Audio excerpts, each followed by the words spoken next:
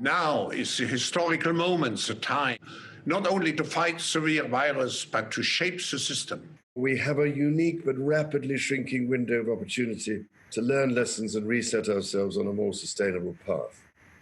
It is an opportunity we have never had before and may never have again.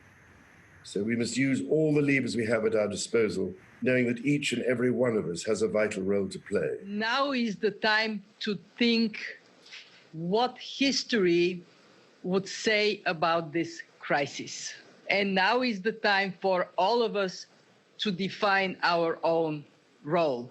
What is it that would make it so that history would look at this crisis as the great opportunity for reset? The Great Reset is a welcome recognition that this human tragedy must be a wake-up call. It is imperative that we reimagine, rebuild, redesign, reinvigorate, and rebalance our world.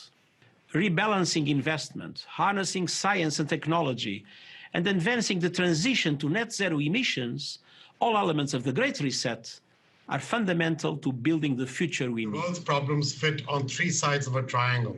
It's one versus many, man versus nature, and the unfortunate foundation is long-term versus short-term. We had already income inequality that was fueling income, race, gender inequality. We have a climate emergency, which we can't walk away from. There's no doubt that the very survival of the human race requires us to act. Any recovery stimulus should have green conditions attached to it. Energy prices should reflect real costs. You need private sector capital, private sector ingenuity, private sector technology, and private sector capabilities to come to the party. You need enormous trust between the private sector and the public sector for this to actually work. We have to change our economy dramatically in the next 20 or 30 years, and the next 10 years is absolutely decisive. The recovery has to be greener than any of the previous recoveries.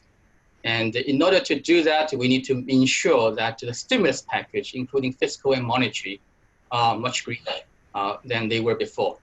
So we cannot waste this opportunity to ensure that the very precious money that's raised from the next generation is spent on green and low carbon.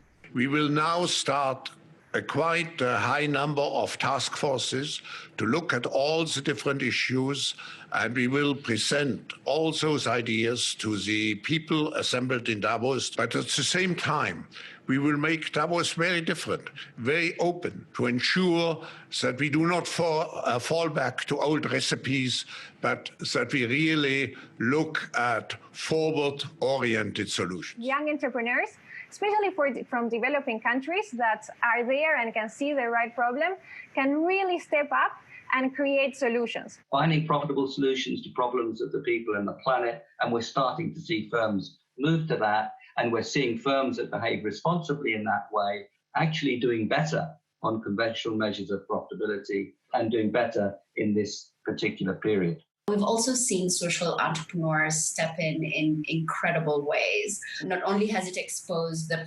precarious reality, but then it has also exposed the opportunity to recenter the reset around the most vulnerable and those on the edge, where it only takes something like a pandemic or difficult circumstances to slide into poverty. And then we need to couple that with new initiatives to equip more people with the digital skills they'll need, not just to have a tech job, but a job that is increasingly tech-enabled in almost every part of the economy. If we can empower consumers with all of this, I think we unleash this next generation to have a much broader impact more quickly. We can never again allow our health, education, care systems to be underfunded. We need our imagination here. Possible is being redefined each and every day right now. So the next time someone tells us that tackling climate change is either too costly or too difficult,